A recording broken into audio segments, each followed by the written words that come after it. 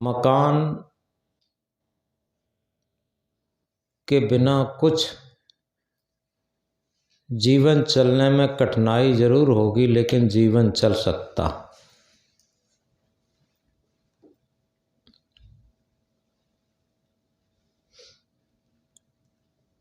मकान न भी मिले तो जीवन चल सकता। कपड़ा के बिना थोड़ी कठिनाई हो सकती, लेकिन कुछ जीवन चल सकता। रोटी के बिना ज़्यादा कठिनाई होगी, लेकिन कुछ दिन जीवन चल सकता है रोटी के बिना भी। पानी के बिना एक ही जेठ की तपती दोपहरी में जीवन लड़खड़ा जाएगा।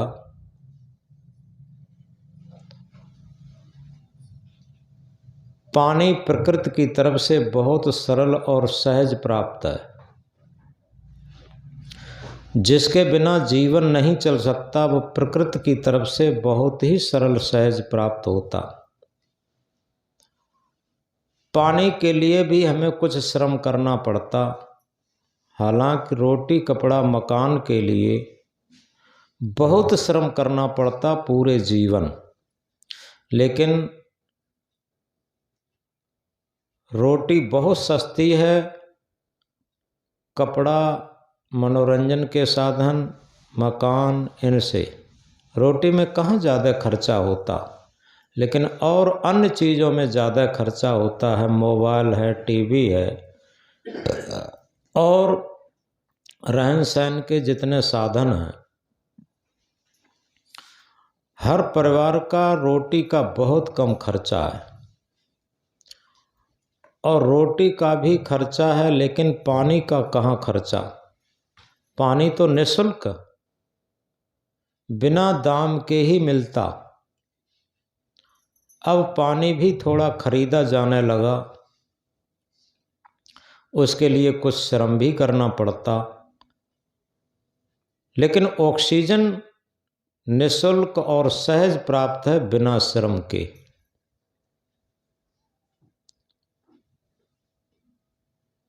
ऑक्सीजन के बिना जीवन एक क्षण में ही घुट जाएगा, और प्रकृति की तरफ से ऑक्सीजन बिल्कुल सहज और सरल प्राप्त है। ऑक्सीजन के लिए, ऑक्सीजन ग्रहण करने के लिए और निकालने के लिए भी थोड़ा श्रम करना पड़ता। श्वसन क्रिया द्वारा, फेफड़ों द्वारा ऑक्सीजन को हम ग्रहण करते हैं और निकालते हैं। अगर इसमें कोई अवरोध आ जाता है तो जीवन खत्म हो जाता। और सरल भाषा में कहें तो ऑक्सीजन के बिना भी कुछ क्षण जीवन चल सकता, लेकिन सत्य सत्ता चेतन के बिना, इसके लिए पूरे जीवन में हम कोई श्रम नहीं करते, कोई शुल्क नहीं देते, और सत्य सत्ता चेतन के बिना एक क्षण का 1000वां हिस्सा भी जीवन नहीं चल सकता। एक ही सूक्ष्म क्षण में जीवन समाप्त हो जाएगा अगर चेतन सत्ता शरीर में न हो तो। और पूरे जीवन चेतन सत्ता के लिए हम कोई भी श्रम नहीं करते।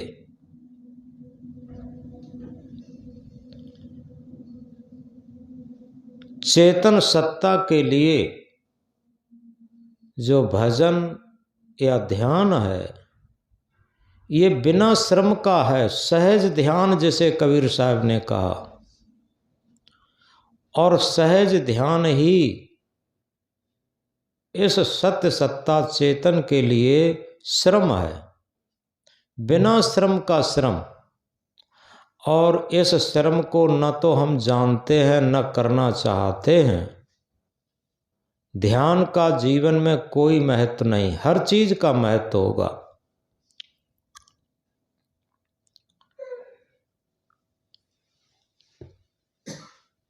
अभी जो डॉक्टर साहब अपने महात्मा थे, उनके मामा ख़त्म हो गए, मामा का लड़का शमशाबाद के, और वो चले गए। हमारे जीवन की सारी श्वासें खत्म हो रही, इसके लिए हमें शोक कहाँ, हमें चिंता कहाँ।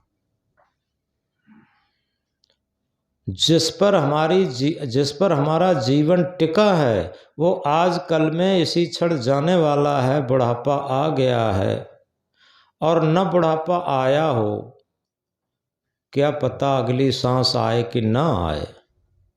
हमें अपने जीवन के बारे में चिंता कहाँ है। परिवार, समाज, रिश्तेदार, धन दौलत, सोना चांदी, रुपया पैसा, इसकी सबकी चिंता है, लेकिन दुनिया में सबसे बड़ा धन जो आत्म धन है, उस आत्म धन की हमें कहाँ चिंता।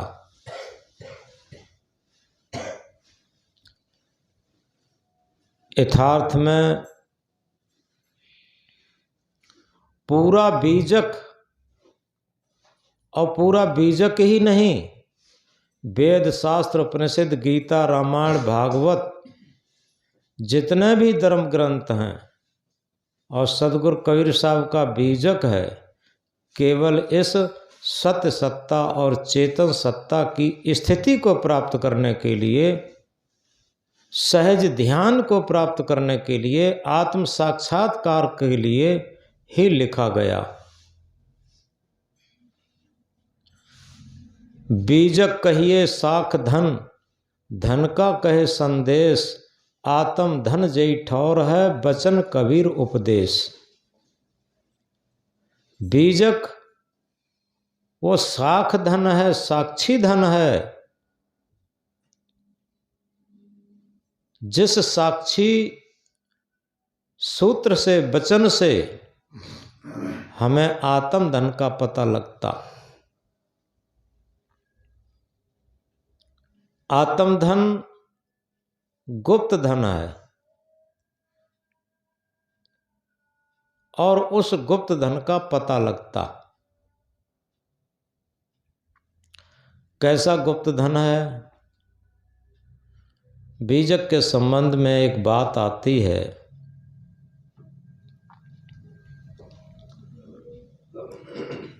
कि एक सेठ था,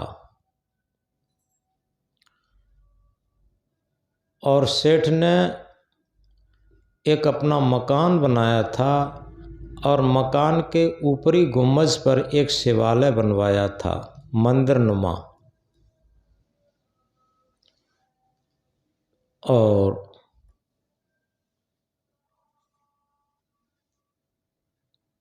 उसकी काफ़ी ऊंचाई थी।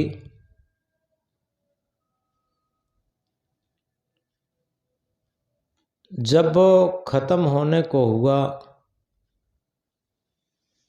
तो उसने धन को गुप्त कर दिया, कहीं छुपा दिया महल में, और एक ताम्र पत्र पर सांकेतिक चिन्हों में लिख दिया कि कार्तिक शुक्ल पक्ष पूर्णिमा रात्र 12 बजे 60 फीट शिवालय की चोटी पर धन गड़ा है।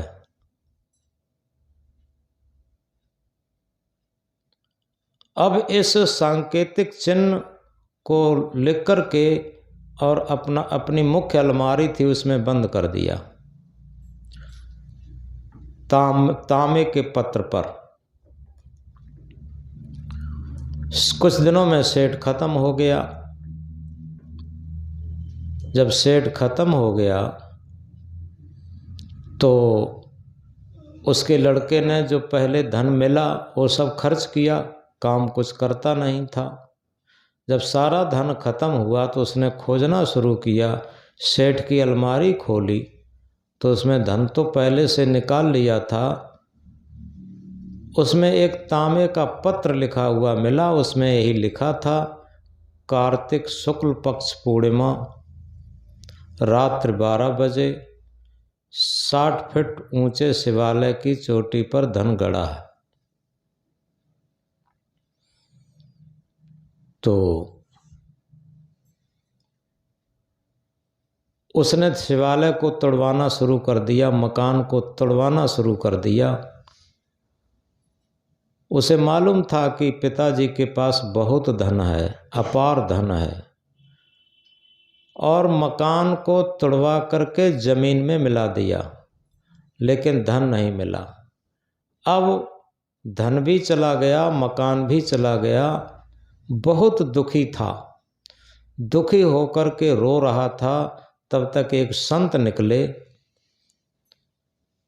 संत ने देखा उसे रोते हुए, तो सहज भाव में पूछा, बेटा क्यों रोते हो? तब उसने पैर पकड़ लिए और ये कहा कि गुरुजी क्या बताएं, हमारे पिताजी सेठ जी थे, उनके पास अपार धन था, और देखो इस ताम्र पत्र पर लिखा है, और मैंने ये मकान पूरा ज़मीन में मिला दिया, लेकिन हमें धन नहीं मिला। इसलिए अब मकान भी चला गया, धन भी चला गया, इसलिए हम दुखी हैं, अब क्या करें। संत ने उस ताम्र पत्र को पढ़ा, तो पढ़ करके कहा, देखो धन तो है, लेकिन अब ये इसमें गलती हो गई कि मकान टूट गया। अगर तुम वैसा ही उतना ही ऊंचाई का मकान बना सको तो धन तो मिल जाएगा। तुम किसी रिश्तेदारों से कहीं से उधार लेकर के मकान बनवा दो और धन हम तुम्हें निकलवा देंगे। तो उसने अपने रिश्तेदारों से कहा, सुना, पैसा लिया, वैसा ही मकान, उतना अच्छा तो नहीं लेकिन उसी नक्शे में उतना ही ऊंचा बनवा दिया। और संत ने कहा कि हम उसी दिन आ जाएंगे जिस दिन कार्तिक शुक्ल पक्ष पूर्णिमा होगी। संत अपने वायदे के अनुसार आ गए। अब वो लड़का बहुत खुश हुआ, संत के पैर स्पर्श किए और उनको भोजन वगैरह खिलवाया।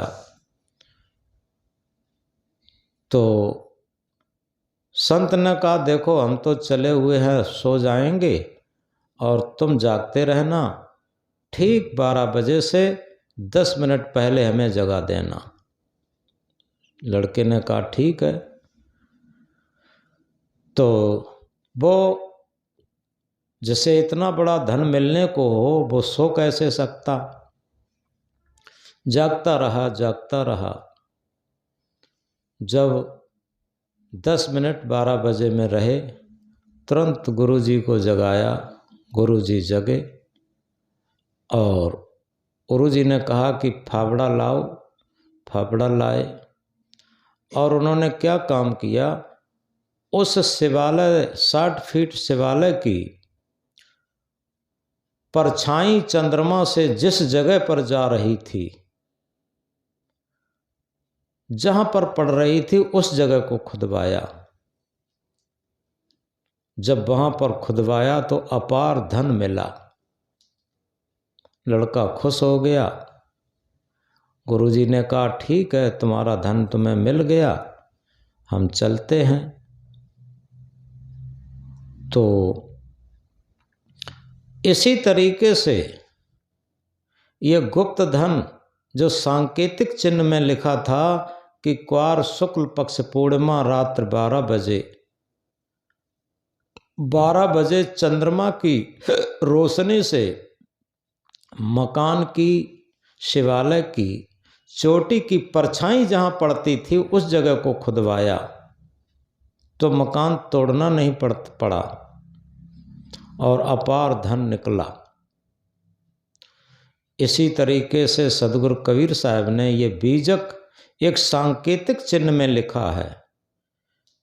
ये हमारा शरीर अगर इसे एड़ी से नापना शुरू करें तो हृदय तक ये करीब 60 अंगुल ही होता है। और इसी जगह पर उन्होंने खुदाई कराना शुरू की। और चंद्रमा का ज्ञान क्या है? चंद्रमा का ज्ञान है सद्गुरु का जो आत्मज्ञान है, उस ज्ञान के द्वारा इस शरीर की जो हृदय निवासी चेतन सत्ता है, वो शरीर को चाहे तपाओ चाहे जलाओ, लेकिन चाहे किसी वैज्ञानिक प्रयोगशाला में इसका प्रयोग करो, एक एक टुकड़ा करके रख दो, लेकिन सत्य सत्ता चेतन आत्मा से हम उसे नहीं प्राप्त कर सकते, उसे चूक जाएंगे, वो नहीं मिलेगी। लेकिन साधना द्वारा, ये ध्यान द्वारा हम अपने हृदय निवासी आत्म धन को प्राप्त कर सकते, उसका साक्षात्कार कर सकते। वो तभी होगा जब संत सद्गुरु के निर्देशन के अनुसार हम सहज ध्यान में उतरना सीखेंगे और अपने हृदय निवासी जो चेतन सत्ता है, आत्म सत्ता है, शांत सत्ता है, उस सत्ता में निमग्न हो सकते, हमारा मन निमग्न होकर के उस स्थिति में स्थित हो सकते। दुनिया में सबसे बड़ा धन है तो आत्म धन है, क्योंकि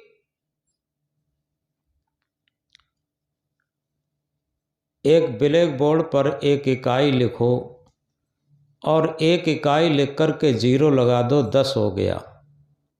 एक 0 और बढ़ा दो, 100 हो गया। एक 0 बढ़ाते जाएं 10 गुना बढ़ता जाएगा। और गिनती गिनना शुरू करें तो गिनेंगे 10, 100, 1000, 10,000, लाख, 10 लाख, करोड़, 10 करोड़, अरब, 10 अरब, खरब, 10 खरब, नील, 10 नील, पदम, 10 पदम, शंख, 10 शंख। यानी जहाँ तक हम गिनती जानते हैं 0 बढ़ाते जाएंगे और पढ़ते जाएंगे। लेकिन उस इकाई के आगे जितने भी 0 लगे हैं वो सब बिगाड़ दो। वो उस इकाई के आगे जितने भी 0 लगे हैं वो 0 लगे रहने दो और एक इकाई को बिगाड़ दो। अब हम क्या पढ़ेंगे? इकाई के बिगाड़ते ही कुछ भी पढ़ने में नहीं आएगा, केवल ये पढ़ सकते हैं कि 0 0 0 0 बस। इसी तरीके से ऑल वर्ल्ड, पूरे संसार के इस ब्लैक बोर्ड पर इससे हम केवल सत्य सत्ता आत्मा को निकाल लिया जाए। फिर कहाँ हेलीकॉप्टर होगा, कहाँ हवाई जहाज होगा, कहाँ सोना होगा, कहाँ चांदी होगा, कहाँ रुपया पैसा होगा, कहाँ बैंक बैलेंस होगा, क्या कहाँ धन मकान होगा, ये सारा का सारा 0 0 0 रह जाएगा केवल आत्मा के निकालने से। इस सत्य सत्ता आत्मा से ही सबका महत्व है। इन 0 0 का, जिस तरीके से ब्लैक बोर्ड पर एक इकाई के रहने तक ही 0 का महत्व होता, गिनती पढ़ते जाते हैं और एक इकाई को बिगाड़ दिया तो केवल 0 0 रह गया। इसी तरीके से इस संसार के ब्लैक बोर्ड से अगर आत्मा रूपी एक इकाई को निकाल लिया जाए तो न तो शरीर में कुछ रहेगा और न संसार में कुछ रहेगा, न धन पैसा सोना चांदी, ये कंप्यूटर मोबाइल बिजली रेलगाड़ी वायुयान हवाई जहाज ये कुछ नहीं रहेंगे, सब 0 0 हो जाएगा। इस आत्मा से ही शरीर का महत्व है और शरीर से सारे प्राणी पदार्थों का और संसार का महत्व है। लेकिन समझना यह है, जिस एक इकाई से महत्व है, हमारी आत्मा से जब हमारे शरीर से जब आत्मा निकल जाए तो न तो शरीर का महत्व रहता, मिट्टी हो जाता, और शरीर से संबंध जितना जिन चीज़ों का है उनका भी कोई महत्व नहीं रहता। लेकिन दुख की बात यह है, जिस सत्य सत्ता से, आत्मा से, चेतना से शरीर का महत्व है और सारी चीज़ों का महत्व है, उसी सत्य सत्ता का हम जीवन में महत्व नहीं मानते और सबका महत्व मानते। अगर सही तरीके से समझा जाए, जिस दिन हम शरीर और धन दौलत पद प्रतिष्ठा संसार से हटकर के, परिवार और संबंधियों से हटकर के आत्मा का महत्व मानना शुरू करेंगे, चेतना का महत्व मानना शुरू करेंगे, सत्य सत्ता का महत्व मानना शुरू करेंगे, उसी दिन हमारा भजन ध्यान शुरू होगा। ये बात बहुत महत्वपूर्ण है। आज हम लोग ध्यान के लिए उपस्थित हुए हैं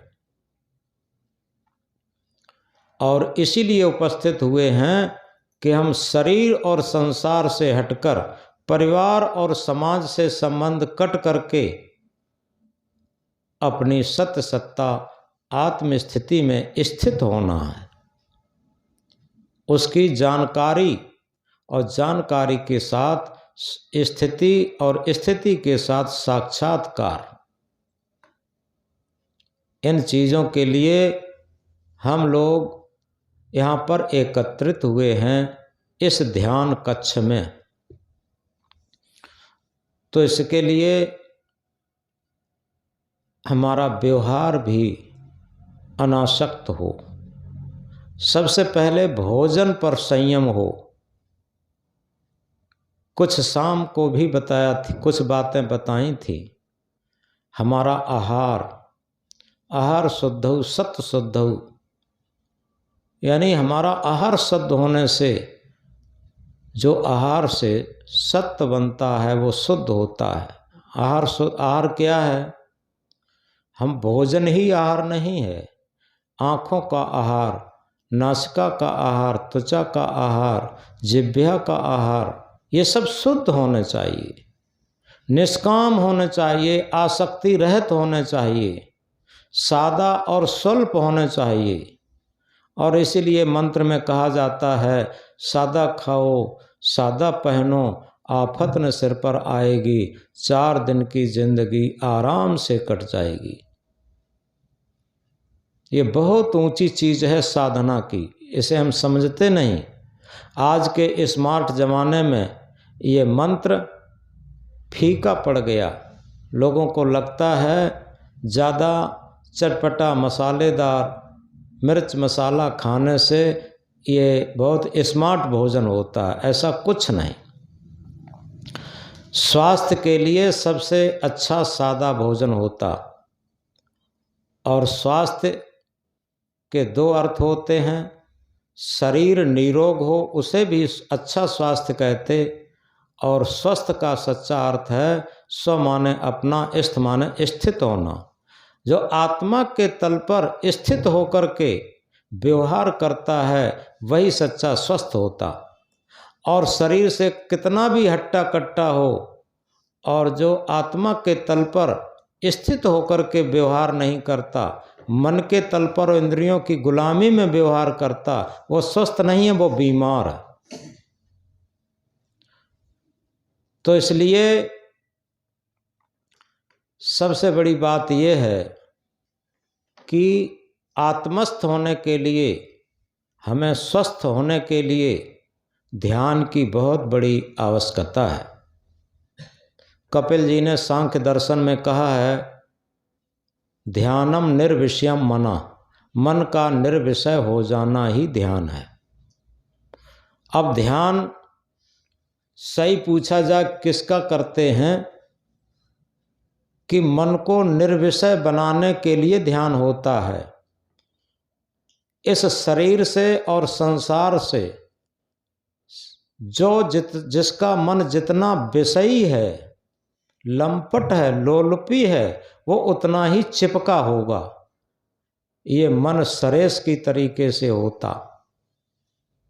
जैसे सुलेशन देखा होगा, जब ट्यूब पर दूसरा ट्यूब रख कर के चिपकाते हैं पंचर को, बीच में सुलेशन लगाते, और उसी सुलेशन को जब छुड़ाना होता, उस टिकरिया को छुड़ाना होता, तब क्या करते हैं, उसमें गर्म कर देते हैं, सुलेशन पिघल जाता और रबड़ के ऊपर से जो टुकड़ा लगाया था वो छूट जाता। इसी तरीके से ये मन हमारा शरीर और संसार से चिपका है और इसका सरेस है राग, आसक्ति, ममता, मोह, इसी से चिपका है। अब आग किसकी लगानी है? बैराग की। इसमें बैराग की आग लगा करके इस सुलेशन को, बीच के सरेस को गर्म करके छुटाना है। मन को संसार से जैसे ही अलग हटते ही ये आत्मा से जुड़ जाएगा, अपने आप आत्मस्थित स्वरूप स्थिति आ जाएगी। इसके लिए बैराग की सरेस बैराग की गर्मी की जरूरत है, बैराग की आग की जरूरत है। और बैराग किसे कहते हैं? बैराग ये नहीं है कि घर छोड़ने से बैराग हो जाता, या स्थान बदलने से बैराग हो जाता, या कपड़ा बदलने से बैराग हो जाता, ऐसा कुछ नहीं। राग और बैराग दोनों एक दूसरे के विरोधी शब्द हैं। राग का अर्थ होता है हमारा मन चिपका हुआ है, वैराग्य का अर्थ होता है मन में कोई भी आसक्ति नहीं है, कोई भी चिपकाट नहीं है, यानी मन निर्मल है, पवित्र है। जो पवित्र मन होगा वो चिपका नहीं होगा, और जो गंदा मन होगा उसमें उतने ही चिपकाहट होगी, चिपका होगा। तो इसलिए मन को पवित्र और निर्मल बनाने के लिए वैराग्य की जरूरत है। वैराग्य है का अर्थ है राग रहित स्थिति, राग रहित मन की स्थिति। और राग रहित मन की स्थिति कब आती है? या तो कोई प्रतिकूलता लग जाए, जैसे राजा भर्तहरि को प्रतिकूलता लगी थी, बुद्ध को प्रतिकूलता लगी थी, मीरा को प्रतिकूलता लगी थी, ध्रुव को प्रतिकूलता लगी थी, तभी उनके अंदर राग से वैराग जागृत हुआ। और या इतना अपने अंदर विवेक शक्ति जागृत हो जाए तो जब हमारे अंदर विवेक जगता है तब वैराग जागृत होता। और विवेक वैराग दोनों साथ रहते, विवेक थोपा नहीं जा सकता। कबीर साहब ने कहा, मन शायर मनसा लहर, बूढ़े बहुत अचेत, कहें कबीर ते बाँच हैं जाके हृदय विवेक। ये मन ही भवसागर है और मन की इच्छाएं ही इसकी उत्ताल तरंगे हैं। बूढ़े बहुत अचेत, इसमें अचेत लोग सब डूब गए। अचेत कौन है? जो रात दिन विचार ही नहीं करते, केवल आसक्ति आसक्ति राग ममता मोह इसी में लगे रहते, वो सब अचेत हैं। और जी ये सोचते हैं कि ना हम किसी के ना कोई हमारा, ये विवेक है। अगर निरंतर हमें ये लगता रहे कि ना हम किसी के ना कोई हमारा, ये विवेक है। विवेक अपनी स्वरूप स्थिति की तरफ समेटता है और अविवेक उसे लगता है कि सारी दुनिया हम छाती पेटे लपेटे रहें, ये कहीं सरक न जाए, कहीं छूट न जाए। धन दौलत पद प्रतिष्ठा, इसके लिए लोग जघन्य अपराध करते। आप लोगों में नहीं, संत लोगों में ये होता है। कल बात चल रही थी गुरवेंद्र साहब से। कई लोग ये सोचते हैं कि हम कई आश्रमों के महंत बने रहें, बन जाएं, दुनिया में नाम रोशन हो जाए कि हाँ इतने आश्रम इनके नीचे हैं। ये क्या है? ये महत्वाकांक्षा। महत्वाकांक्षी व्यक्ति कभी भी ध्यान में न उतर नहीं सकता। जिसे लगे कि ये शरीर से संसार तक जो कुछ भी है वो सब बेगारवत हम व्यवहार निभा रहे हैं, इससे हम हट हट करके अपनी स्थिति में आते रहें, ये वैराग्य की, विवेक की स्थिति होती है। उसे ये बंधन लगे, जैसे गृहस्थी में लगता है ये घर गृहस्थी, बाद में सब बंधन है, इसी तरीके से हम लोगों के लिए ये आश्रम भी एक तरीके से बंधन है। कब?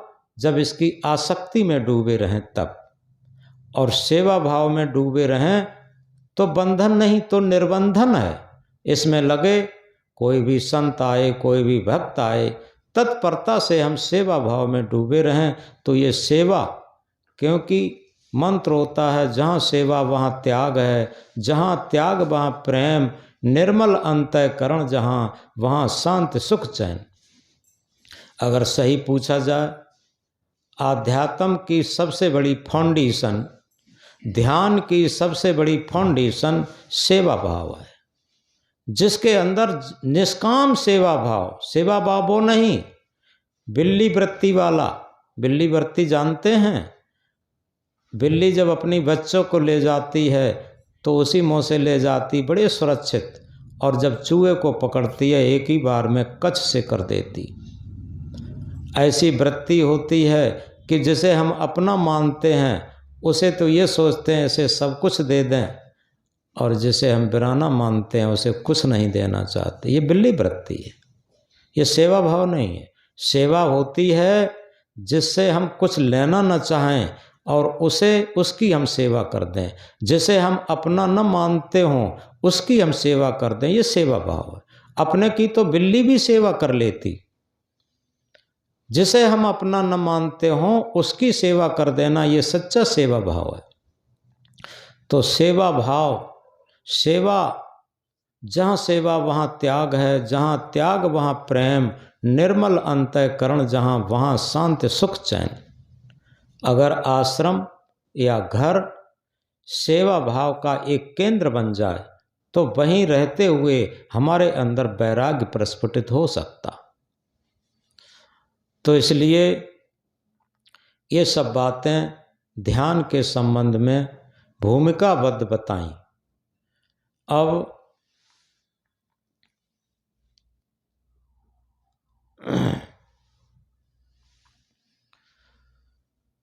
अब हमें आंख बंद करके थोड़ी देर के लिए ध्यान में जरूर उतरें।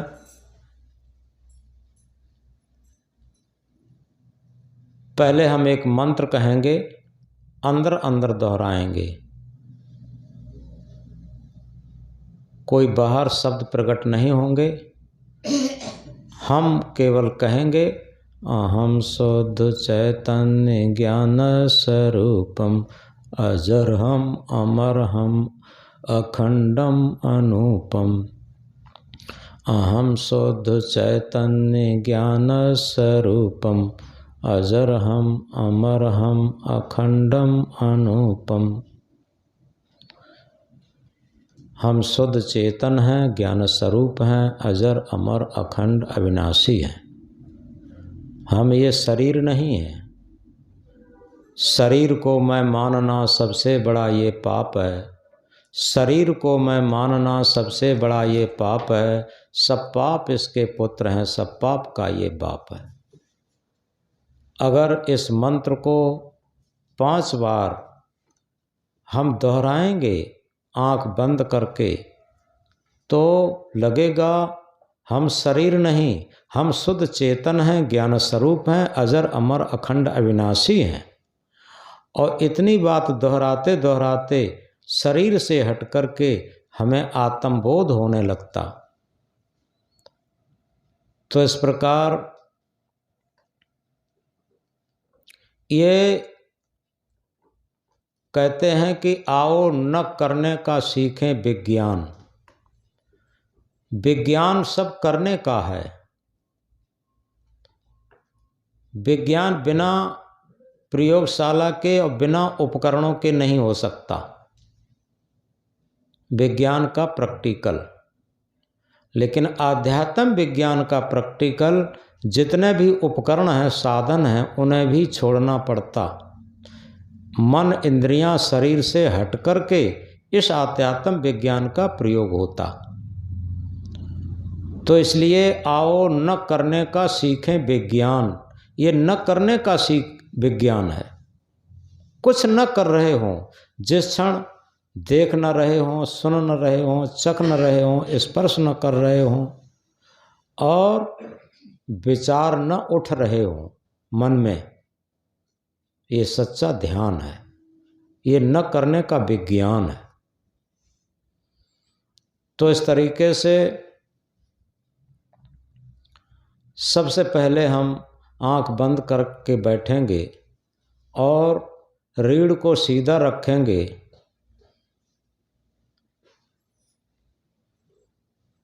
और बंद आंखों में जो कुछ भी दिखाई दे उसे देखें। इसमें आरोपित कुछ भी नहीं करेंगे।